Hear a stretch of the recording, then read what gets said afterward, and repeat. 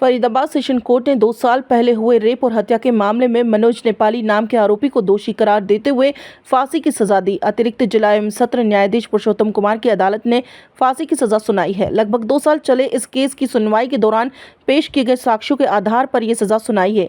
वहीं बीच बचाव के सरकारी वकील ने कहा कि वो इस फैसले से सहमत नहीं है और हाईकोर्ट में जाकर अपील करेंगे।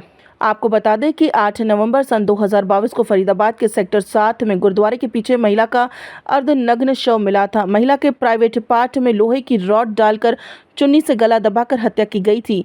ये मृतक महिला लगभग 35 से 36 साल की थी और अपने पति से झगड़ा होने पर बिना बताए घर से निकली थी। महिला की मनोज नेपाली नामक युवक से मुलाकात हुई, जहाँ एक पार्क में इस जघन्य अपराध को अंजाम दिया गया। खबर सूत्र के लिए फरीदाबाद से सुनील चौधरी की रिपोर्ट। मनोज नेपाली केस में आज श्री पुरुषोत्तम कुमार एडिशनल सेशन जज की कोर्ट ने मनोज नेपाली को फांसी की सज़ा सुनाई है।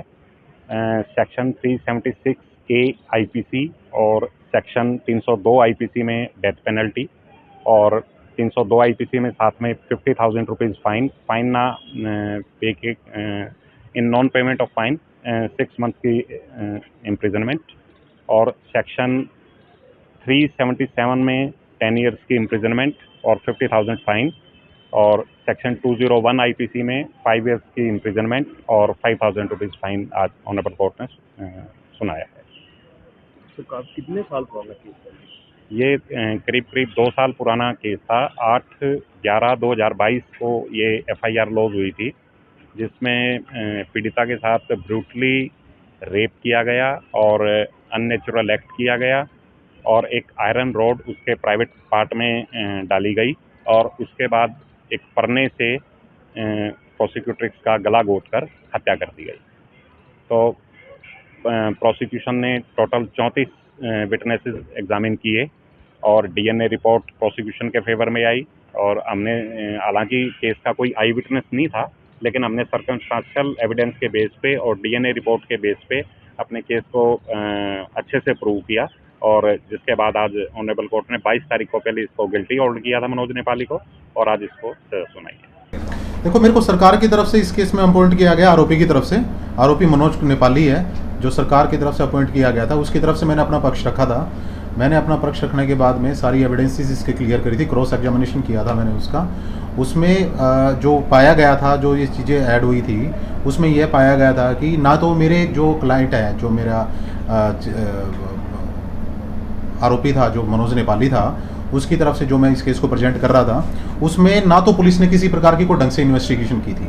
पुलिस ने ना तो आरोपी को 441 का नोटिस दिया गया, जिससे हमें ये कंफर्म हो जाए कि ये आरोपी वही है जिसने इस केस को अंजाम दिया था। ऐसा कुछ नहीं, पुलिस ने ना तो 41 का नोटिस दिया गया, ना ही पुलिस ने किसी प्रकार की कोई इन्वेस्टिगेशन ढंग से की थी। पुलिस ने जस्ट एक लास्ट सीन एविडेंस मैं इसलिए थोड़ा गौर फरमाना चाहूँगा कि पुलिस ने एक फुटेज देखी थी सेक्टर 7 गुरुद्वारे की।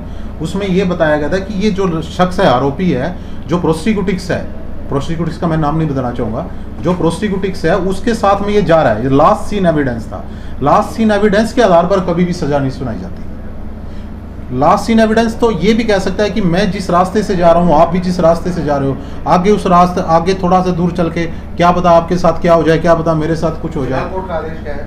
फिलहाल कोर्ट का आदेश ये है कि उसको आरोपी को 302 आईपीसी के तहत और 376 आईपीसी के तहत फांसी की सजा सुनाई गई है और 1,05,000 रुपये का जुर्माना। आरोपी मूल रूप से कहाँ का रहने वाला? आरोपी मूल रूप से नेपाल का रहने वाला था। अच्छा, अब अगला कदम क्या रहेगा? क्या कहना चाहेंगे आप? अगला कदम क्या रहेगा?